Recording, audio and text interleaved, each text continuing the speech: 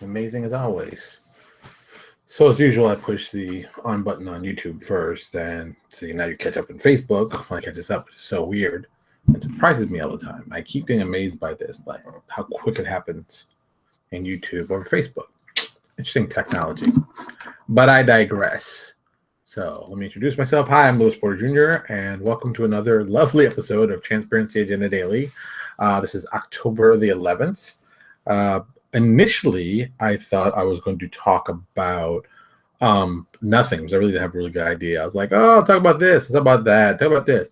So that was earlier on today. And then, like, I was with Lucas reading a bedtime story. I said, you know what, I should talk about something I'm dealing with today that people would find interesting and find useful. And I said, you know what, I think I will. So today, of course, we're going to talk about print on demand. So I'm going to wait a few minutes till everybody gets on, till the little messages go out, and everybody's on. Hello, Miss Johnson. How are you doing? Before I start that, what funny story can I tell you that's happened? Nothing really funny has happened. I've been working a lot on stuff for RPG Now over this whole couple days I've been off, which has been fantastic. Let me tell you, 4 days off is awesome. I wish it would have been, if the hurricane had come one day later, I would have had like 6 days off. So like, oh, that would have been awesome. Like so awesome. I wouldn't have do it myself. But these things happen, so they happen like they're supposed to. So I'm quite thankful we didn't have any serious damage or anything, knock on wood. But it would have been nice to have 6 days off in a row. I mean, that's a legitimate vacation. And that's always nice. But I'll take my 4 and I won't complain. That's the way I feel. So that's going on. So I've been uploading a lot of files this week of updated stuff and more just new product. So it's been very, very interesting. Plus, I'm just checking sales and thinking to myself, hey, do I really want to go to a more, well, maybe not hectic, more aggressive schedule of releasing more products regularly? I mean, next month we're going to be starting up the daily releases with Infinite Dungeon. But even I'm still thinking there might be even some more stuff we might be able to do. So, there's so many different options, which I like. I like that. I like that there's so many different options of things we could do. Hey, Angel, what's going on? So today, because I know it's raining outside. No. So today, I think we'll be talking about, like I said, print on demand. Since this is kind of one of those topics that doesn't get really talked about a lot, it just happens. You figure it out when you get into publishing. And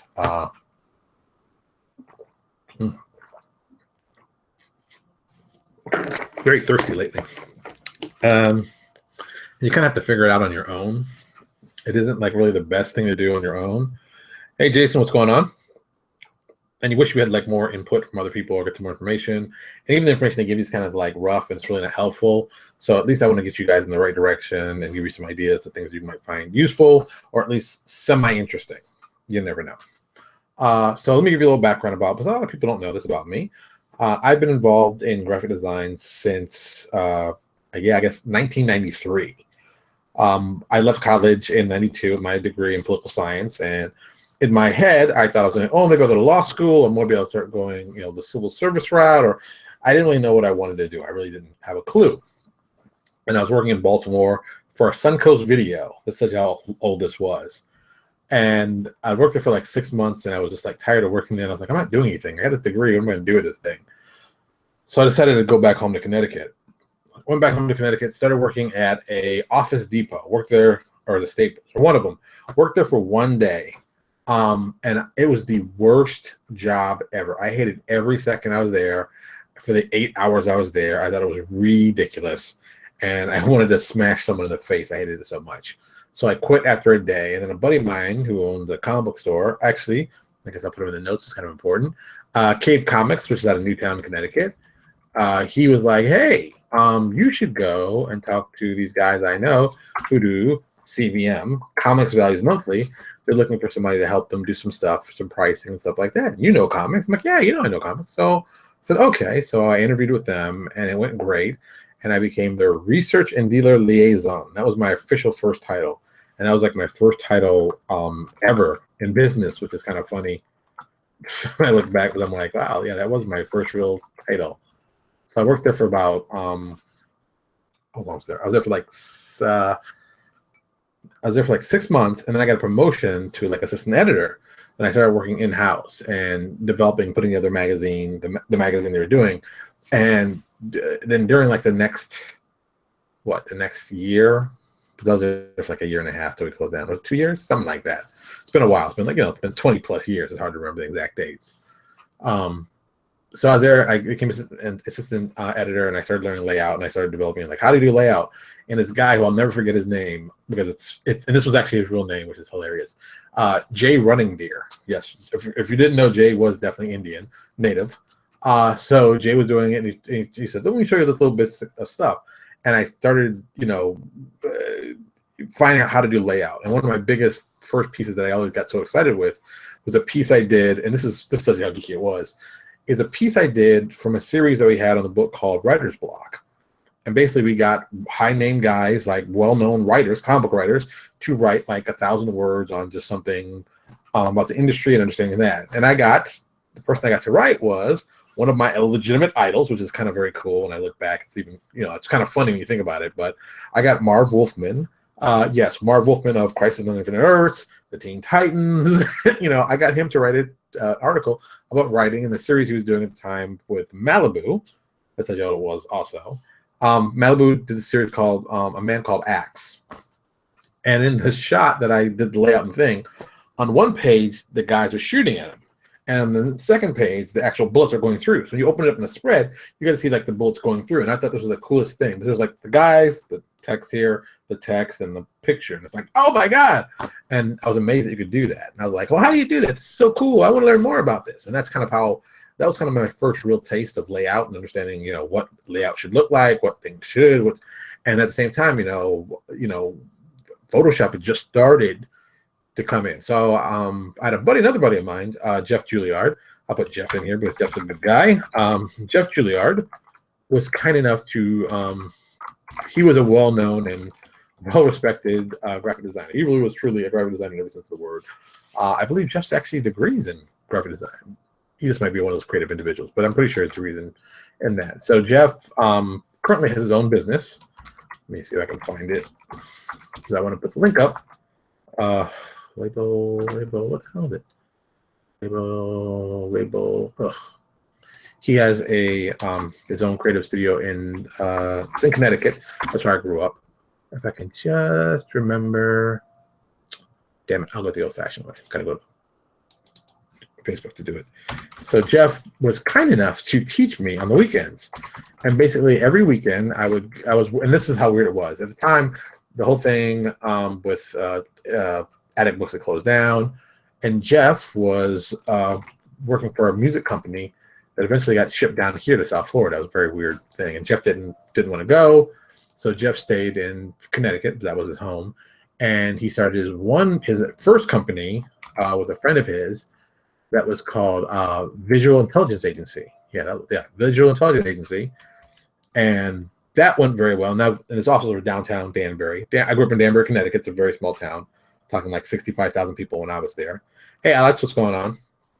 So every Saturday after I got off work doing some security work for the Hilton in Danbury, which doesn't exist anymore, they tore it down. That's another weird thing in my childhood. I'd work like I was working 3 days a week, 40 hours in those 3 days. So I was doing like 13 hours, and 14 hours. And then I had the rest of the week off, which was crazy. It's Friday, Saturday, Sunday. So Saturday, I would leave work, go over there, do an hour's worth of stuff with him, learn stuff, learn techniques, learn how to do stuff, learn this stuff. And then, I would go home, go to sleep. And then during the week, I'd do tricks and stuff to get me excited to do that kind of stuff. So I built a portfolio that way. And I did that for about a year. And that was probably the best thing that ever happened to me, understanding how the process works and like that. And then I was doing little small work from a lot of different companies all over, and still just working at it, doing my best, trying my hardest.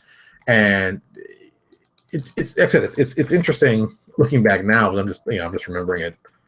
It was at the time I didn't have a lot of money, and it was expensive for me to do that, and it was a good thing for me to do it. I think it was the best thing that ever happened to me.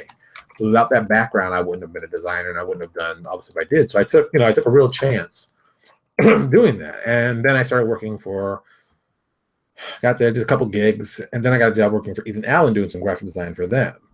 and I did some small graphic design. It wasn't really that impressive. And then I moved from my parents had lived their other lives. My dad relocated to Indianapolis specifically, and this is like '96.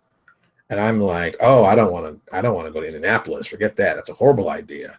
So I decided to move back to Baltimore. My brother and I have a house there. So I started working in Baltimore and doing freelance gigs. And now the weirdest part, what I still never understood this, I was living in Baltimore. I was getting sent to Washington, D.C. to do freelance work. Well, Washington, D.C. from Baltimore is about, it's not that far, but it's far enough because of driving and traffic. So it can take like 40, 50 minutes to get there. If you get on the train, it's about an hour or so. So I would jump on the train, go down there, get off at station, Union Station, I think it still is, go to my places around DC, then get back on and come back to Baltimore. And that's how I was doing, or drive down. Driving was always difficult because it was always like a 2-hour drive because traffic's horrible around DC if you didn't know. So I was doing that for a while. But I couldn't find anything in Baltimore. The funny part of the story is that I knew guys that were living in Washington who were traveling to Baltimore to do freelance work. And we knew each other, and we all, because it was just, just knew each other because they're freelancing. And we worked at the same company. We were always like, why are you sending guys from there to here? Well, that's what we just happened to comes up randomly. We're like, that's the dumbest thing ever. I'm literally down the street from where this place is. This guy's, in another city 50 miles away. And you keep asking him to drive back and forth, and then his job was crazy. So I did that for like 6-7 months, but I still couldn't find anything permanent. So my dad's like, "Oh, you should come up to Indianapolis and try to find something here." Yeah, man. And I'm like, "Oh my God, I don't want to go to Indianapolis because I didn't know anything about Indianapolis." So I said, "Well, screw it, I'll go." I packed up my car and I just drove there one weekend, and I got to Indianapolis, and this is like, God, by now it's like 97-ish, 98. Had to be 98, that's right. So it's like 98. And I got this job working for this company called Macmillan Publishing. It was actually one of the best things that ever happened to me. Macmillan Publishing was the front company from several other major publishers, including the Complete Idiot's Guides were published out of Macmillan.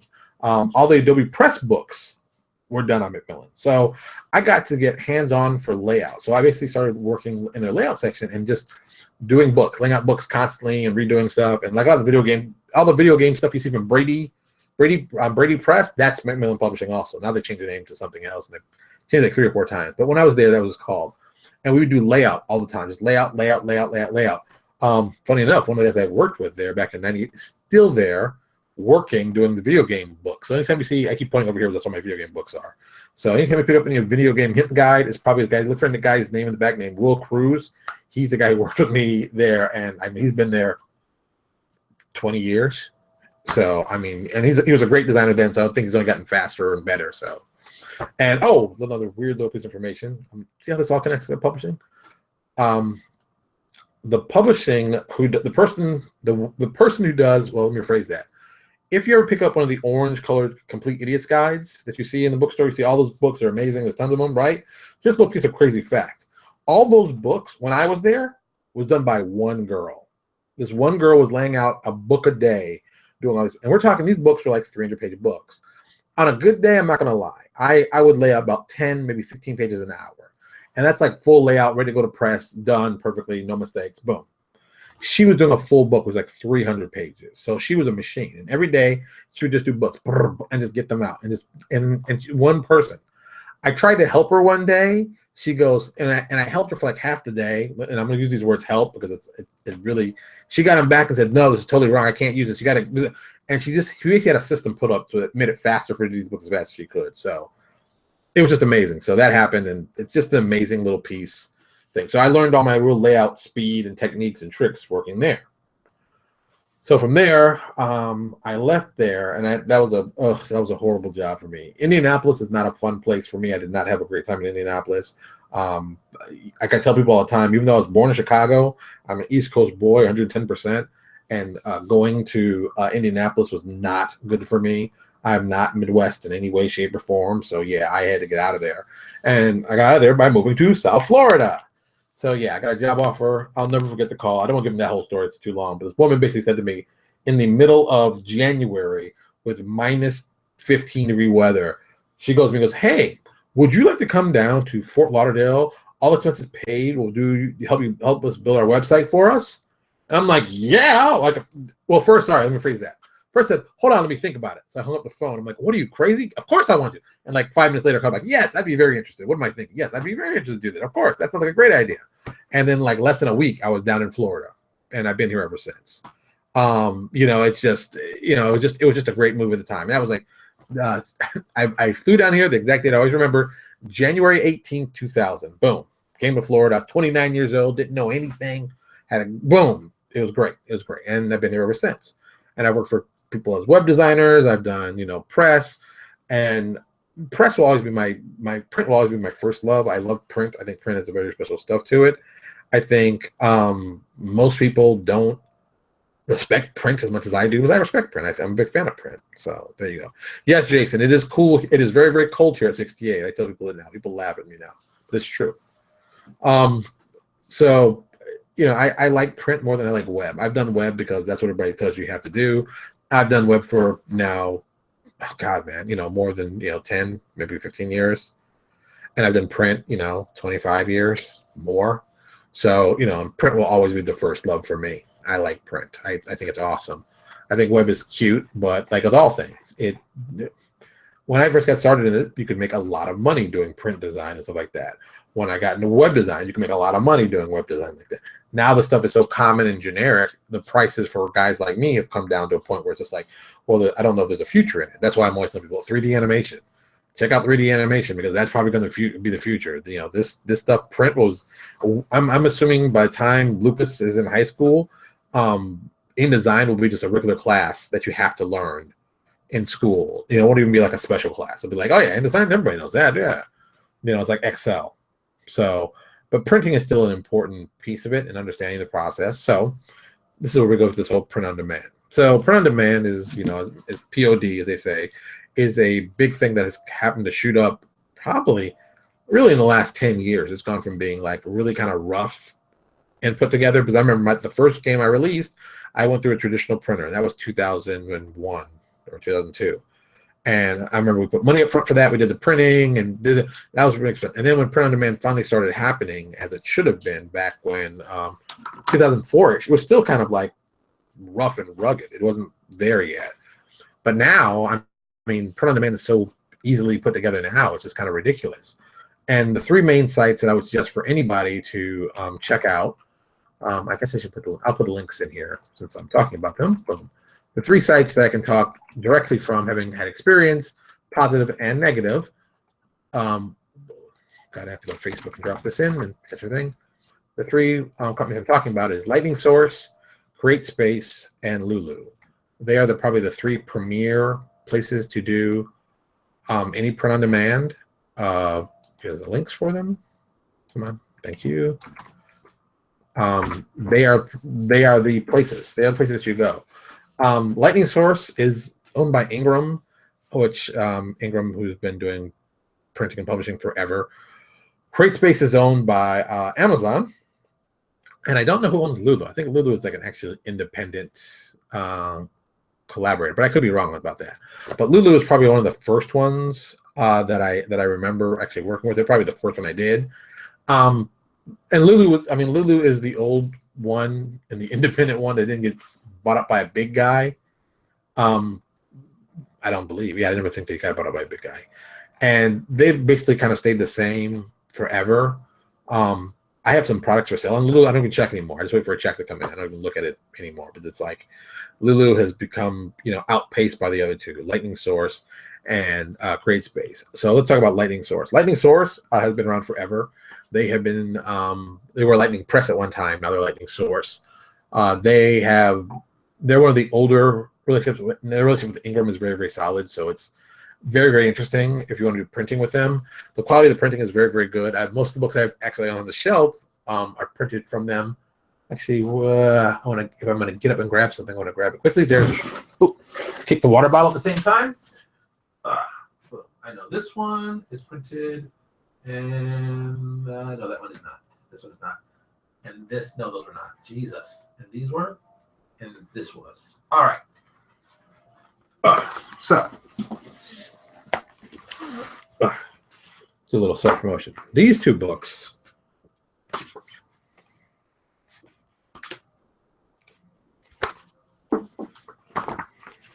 Yeah, these two books were printed with lightning. Actually, let me put this one down. This is kind of an older book. This is kind of a newer one. This was done with lightning. This is a black and white I did. The printing is pretty good. I can't deny the printing. This is our Place Beyond Hell book that we did for Obsidian Twilight. Now Obsidian Apocalypse. This is a nice, well put together print on demand book. And this book, $14.99. It is, how many pages is this book? I don't even know anymore. See, it's 32 pages. It's on a thick cover stock, color exterior, black and white interior. If you saw the color version of this, is awesome.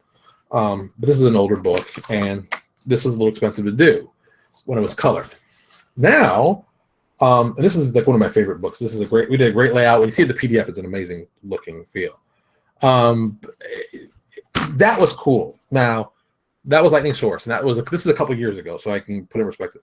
This is a newer book. This is from CreateSpace. I know this, but this was printed. I can tell you if I get to the indicia. 2012. This is an older book, but and the quality of CreateSpace has gotten better. This piece is full color. This book is awesome. It's an awesome book. See, it's hard to do this with both of these. This is full color. It's awesome. I did this with CreateSpace. This book, $17.99. On the back, which I think is cool, says proof. So yeah, it's a color book. You get to see it. It's the color is. I'll show it here and I'll show it up here. Color is vivid. Let me give you some. Wow, this is an old book. It's funny when I look at this book now. A lot of stuff in this book has changed, just like the visuals, like the icons. This is one of our icons we used to do. Now we got new art for it. So this is an older book. So now I have to go back in this book and change the art in this book. Oh, geez. Another problem you notice when you start pulling open things. So yeah. But yeah, this was done with CreateSpace. Did it very quickly. And CreateSpace is owned by Amazon. So the advantage of being with CreateSpace is anything you print with CreateSpace, you can set it up to automatically get to Amazon's store. Like all the books that I printed through CreateSpace are available on Amazon. The downside is kind of like, if you're going through good Lord, CreateSpace, you can't jump and go to Lightning Source and do the same book there. It has to, they have to be different some way. So what I'll do is I'll keep the name similar, but I'll change the header to something like, it'll be Place Beyond Hell, Obsidian Twilight, and then over there it's like, it's a Place Beyond Hell, nothing. Just as a difference, and then you just send them out so you can print in both locations. That's the way that's a cheesy way to do it, but it works. I think it helps. It's very helpful to do it. I haven't seen this book in a while. This is funny. This is a great, well done book, and it prints, and the printing smell is gone. Now, when you print books, there's a certain smell you get used to smelling. And that's the cool thing. This is a lot of fun doing this. This book was a lot of fun. But yeah, Lightning Source. Now, that being said, let me tell you the problems with Lightning Source, because I've had a problem with Lightning Source for years while working with them. I don't understand this. For some reason, my covers never seem to fit the measurements they send to me. Now, I've been printing for like 20 years. I can do a cover without even thinking hard. All my CreateSpace covers, never a problem. Everything's painless, done, boom. Easy, piece of cake. But man, on Lightning Source, always a problem. Consistently. Every time, without a doubt. It drives me crazy. And upsets me a lot too, because it's hard work. Okay, maybe not hard work, but it's work. So I always tell people, if you're going to do it, check with Lightning, see if they get the cover. But the systems now are basically kind of similar. So you upload the interior, and then you upload the cover, depending if they want a spread or if they want a piece, a PDF, whatever. You upload it wherever you need to, and then you basically go to print. And you can do pretty well money-wise for print. CreateSpace gives you a better percentage. Okay, Dave, what kind of cover? Dave, the biggest problem I have, they say my measurements are wrong, and I'm following their measurements, I'm following their template. That happens consistently with me and Lightning. I know people who've never had a problem with them. I just think Lightning and I have some kind of weird problem that I always have a problem with them. Like, I'll build a cover, and I'll go to CreateSpace. I'll build a cover. I'll get the measurement for the thickness here. Boom. I know, dude. I built covers. That's not a big. It's a 5-second thing to do if you know what you're doing, which I do. Not a problem. Every time I do a Lightning, problem. Every time. It's like, oh my, it's like pulling teeth. I have no idea what's the problem every time.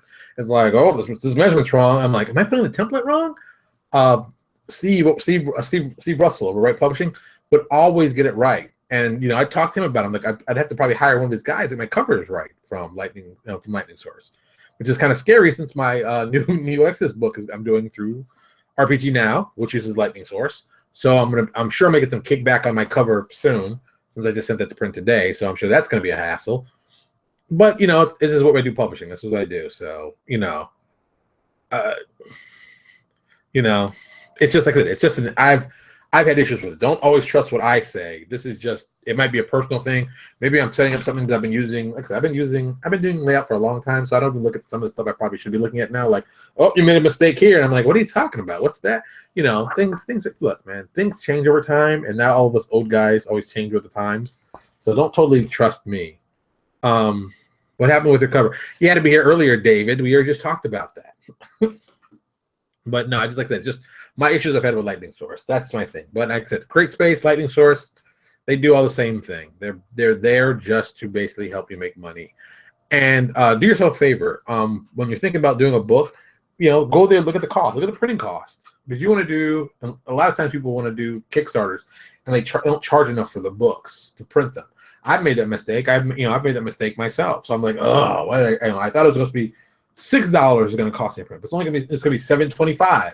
And you don't think it's a big deal. It's like, oh, it's a couple dollars. It's $1.25. But you do that over 100, 1,000, whatever. That adds up really quickly, and it's money you could be using for something else. So it's just, those things happen all the time. So it happens. It happens. It happens. Don't even sweat it, but sweat it. This is important. So there you go. Yeah, like I said, I'm a big fan of CreateSpace because of how quickly everything turns around, how quickly you can get on to you can get onto Amazon. If you type in Lewis Porter Jr., my books show up. And usually what I've been doing more and more, and probably even less and less. Initially I was doing medium-sized books through them and just putting them out print, doing CreateSpace, get the thing, boom.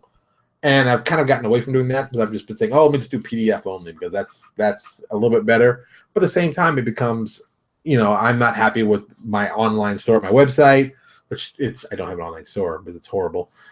Which I need an online store, but it doesn't work the way I want to. That's another problem. That's another problem for another day. You know how I feel about online stores. So, I want to have the right look and the right feel. So it's a lot of, making the right choices, making the right pieces, making the right thing. So, this is part of it. This is just all part of it. It's a crazy, crazy thing. But printing, if done well, can be really resourceful. I'm also including, since I'll put these two, which you guys will need to know. I did 2 videos in the past. Oh, is it 2? Oh, I'm sorry. Yeah, 2 videos in the past where I really did something that I think you'll appreciate. I compare Lulu to Lightning Print in one of the books, and I talk about me and printing with CreateSpace. These videos are also older ones I've done. These are probably like 2 or 3 years old, but they're still valid. They still are helpful. I'm sure some stuff has changed, of course, on the tech side, but I think that you will find them useful. Of course, I'm going to put the true links everywhere like we always do, and for YouTube and for Facebook. They're going to be the whole one, so you can read stuff and check them out and look at them over and stuff. But it's just there for you guys to know. It's there. It's information. It's good for you. It's good for you. The kids will like it. The kids will like it. It's good information. Whew. All right. I guess we're done for this evening. Boom. I'm going to put this stuff together, put it out. Tomorrow, of course, is Wednesday, so it's comic book day. I know a lot of people will be like, comic book day. Why is he always talking about comic book day? Because comic book day is interesting and awesome, and you can get some cool ideas from. And most importantly, you can do some cool stuff that most people didn't think about doing. So comic books, still from comic books, there's lots of great ideas. Don't look down your nose at another industry that does something different. You can always learn from them. There's stuff you can use in here. I do it all the time. No, you did not scare me off, but I do have work to do, and I got to get ready for, I have to get ready for work tomorrow. I've been gone for a couple of days. So I actually have to go to sleep at a regular time, not a crazy time. So everybody, thank you so much for coming out. So tomorrow will be, of course, comic books, and Thursday I'm sure we're going to find something interesting to talk about, because something will break in the industry and we'll all go crazy and there'll be some fun stuff. That's it. I'm getting out of here. Talk to you all later. Of course. Oh, yeah, of course. As always, YouTube right here. See, it's so weird. YouTube right here. Subscribe. If you haven't subscribed yet, subscribe. Okay, that hurt my neck a little bit. Subscribe. I need you to subscribe. We're back to just 5 people to 200. 5. It's so small. It's so ridiculous. We just need 5 people. Find people you don't like. Find 5 friends who can come by. I appreciate that. Do what you got to do. All right, everybody. I will talk to you later.